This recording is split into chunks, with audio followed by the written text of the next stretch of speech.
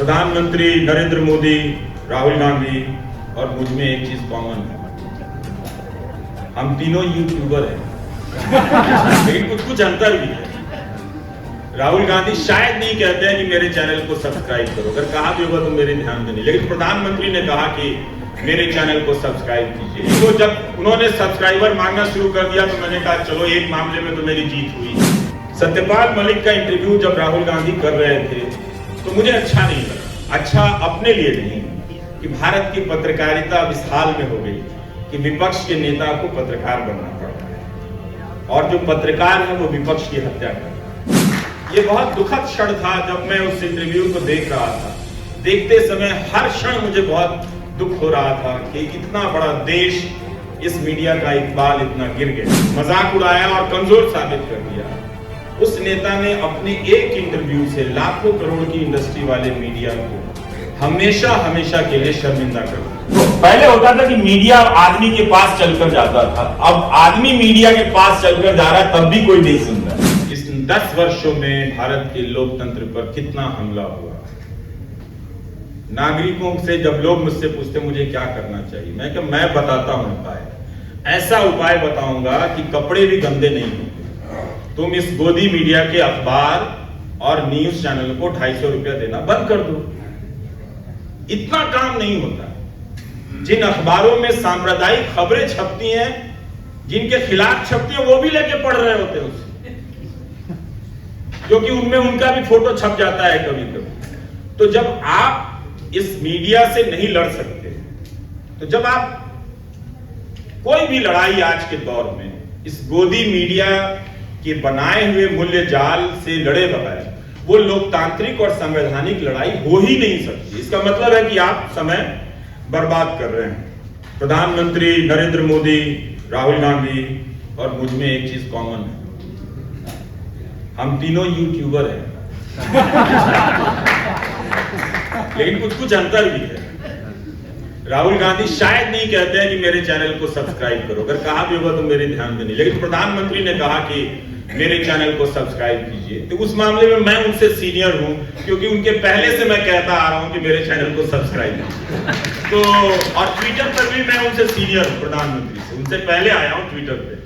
तो खैर अब उनके समर्थक मेरा मजाक उड़ाते थे कि ये ट्विटर पे मांग रहा है और सब्सक्राइबर ढूंढ रहा है, इसको नौकरी से ले। देखिए पत्रकार खुश है पत्रकार की नौकरी जाने से, तो हम यहां तक आ गए हैं। लेकिन वो जब उन्होंने सब्सक्राइबर मांगना शुरू कर दिया तो मैंने कहा चलो एक मामले में तो मेरी जीत हुई, कम से कम मुझे फॉलो कर रहे हैं और ठीक से अच्छे के लिए फॉलो कर रहे हैं। तो यह है कि आपको समझना चाहिए कि प्रधानमंत्री को क्यों यूट्यूब पर आना पड़ा, राहुल गांधी और मुझे क्यों यूट्यूब पर आना पड़ा। दोनों के कारण अलग। प्रधानमंत्री के पास अगर बाजार का मीडिया उसे छोड़ ही दीजिए, बेहिसाब दूरदर्शन के तमाम चैनल हैं, आकाशवाणी के तमाम चैनल हैं, इसके बाद भी उन्हें यूट्यूब पर जाकर कहना पड़ा कि आप हमें सब्सक्राइब कीजिए। इसलिए नहीं कि टेलीविजन के बताया जाता है कि दर्शक कम हो गए हैं, ये कुछ कारण रहे होंगे, या फिर इन एंकरों की साख खत्म हो गई है तो अब ज्यादा उससे वसूली नहीं हो रही है। पर मुझे लगता है कि ये बहुत ज्यादा मजबूत कारण नहीं है। हमें ये कभी भी भ्रम में नहीं रहना चाहिए कि YouTube का जो स्पेस है वो कोई गैर सांप्रदायिक स्पेस है। वहां पर ज्यादा सांप्रदायिकता, मुख्य धारा के गोदी मीडिया से कहीं ज्यादा सांप्रदायिक पत्रकारिता या फिर सामग्रियां, ऐसे कार्यक्रम मजबूती से जमे हुए हैं। तो प्रधानमंत्री उनके तक पहुंचने के लिए कह रहे हैं कि मुझे भी सब्सक्राइब कर लो और अपने अपने कार्यक्रम में मेरा भी थोड़ा थोड़ा डालना शुरू करो। तो ये किए। लेकिन राहुल गांधी को मीडिया ने जिस तरह से ब्लॉक किया, एक विपक्ष के नेता को, वो जब भी प्रेस कॉन्फ्रेंस करते हैं अदानी के मामले पे तो वो तो कभी दिखाया नहीं जाता, कभी उसमें बहस नहीं होती कि राहुल, क्योंकि जब आप बहस करेंगे तो अदानी पर जितने भी खबरें छपी हैं वो सब रिसर्च में ऊपर आ जाएंगे, प्रवक्ता बोलने लग जाएगा, तो करना ही नहीं है। तो इस तरह से आपके सामने ये स्थिति बना दी गई है। सत्यपाल मलिक का इंटरव्यू जब राहुल गांधी कर रहे थे तो मुझे अच्छा नहीं लगा। अच्छा अपने लिए नहीं, कि भारत की पत्रकारिता अब इस हाल में हो गई कि विपक्ष के नेता को पत्रकार बनना पड़ रहा है और जो पत्रकार है वो विपक्ष की हत्या कर रहा है।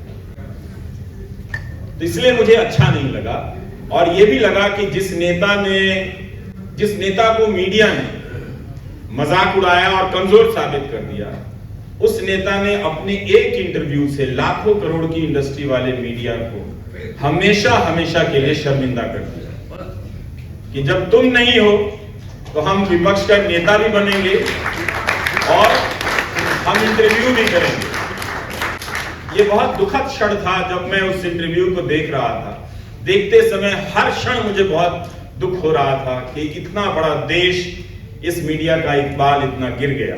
आम आदमी की अब हालत ये हो गई है कि हर दिन मुझे 50 मैसेज आते हैं कि आप नहीं करेंगे तो कौन करेंगे। क्या मैं सारे अखबारों का विकल्प हो सकता हूं, सारे चैनलों का विकल्प हो सकता हूं? जाहिर है नहीं हो सकता हूं। और मुझे हर किसी को हर दिन की शुरुआत में ही हर 50 से 100 लोगों की उम्मीदें तोड़नी पड़ती है। बड़े बड़े अक्षरों में लिखकर बताना पड़ता है कि हाँ मैं ही हूं और मैं नहीं करूंगा। ये मैं नहीं कर सकता हूं क्योंकि इसके करने की अपनी एक पेशेवर प्रक्रिया होती है जिसके पास मेरे पास संसाधन नहीं है। जो चैनल चल रहे हैं, जो अखबार चल रहे हैं, ये उन्हीं को करना है और अगर वो नहीं कर रहे हैं तो आपको ये स्वीकार कर लेना पड़ेगा कि अब ये जो भी अवसर है कि अपनी बात कहीं पहुंचाकर सुना दी जाए वो समाप्त है, वो मृत प्राय है। मैं उसका विकल्प नहीं हो सकता।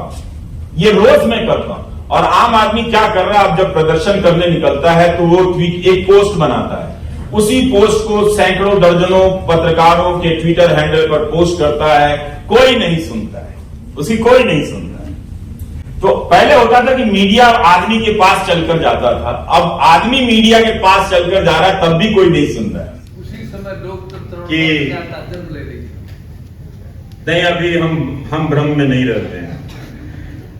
लेकिन खैर 7 फरवरी 2023 को मैं अब बात खत्म कर रहा हूं। प्रधानमंत्री नरेंद्र मोदी ने कहा था कि इन लोगों को ईडी का धन्यवाद करना चाहिए कि ईडी के कारण ये लोग एक मंच पर आए हैं। ईडी ने इन लोगों को एक मंच पर ला दिया।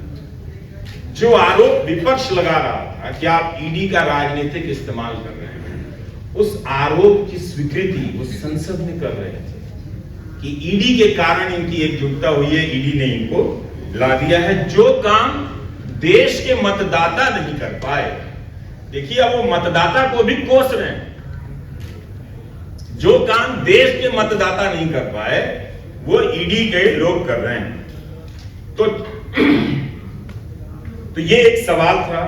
और इसी साल फरवरी में प्रधानमंत्री ने कहा कि मोदी पे भरोसा, ये देखिए जिनके पास गोदी मीडिया का निरंतर सुरक्षा चक्र है, वो कह रहे हैं कि मोदी पे भरोसा अखबार की सुर्खियों से पैदा नहीं हुआ है, मोदी पे भरोसा टीवी पर चमकते चेहरों से नहीं हुआ है।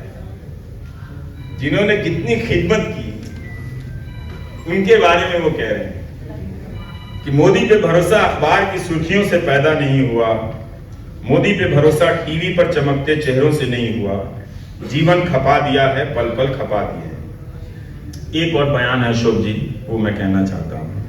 2019 का चुनाव हो रहा था। इंडियन एक्सप्रेस के राजकमल झा और रवीश तिवारी अपनी हैं, उनका इंटरव्यू है और उस इंटरव्यू में एक लाइन है। मैं अक्सर सोचता हूं कि उस स्तर का अखबार क्यों नहीं इस लाइन को हेडलाइन में डाला था, और क्या ये एडिटोरियल चूक थी? ये हो ही नहीं सकता है। हम सब जब किसी बड़े नेता का इंटरव्यू करते हैं तो उसकी एक एक बात पे बहुत गहरी निगाह होती है और उसकी 3-4 बातों में से हम चुनाव करते हैं कि किस लाइन को हम हेडलाइन बनाएं जो लगे कि उसका न्यूज वैल्यू ज्यादा है। तो प्रधानमंत्री कहते हैं, whether news gets published is not the only thing in a democracy. समाचार प्रकाशित होता है या नहीं, लोकतंत्र में यही एकमात्र चीज नहीं है। नमस्कार।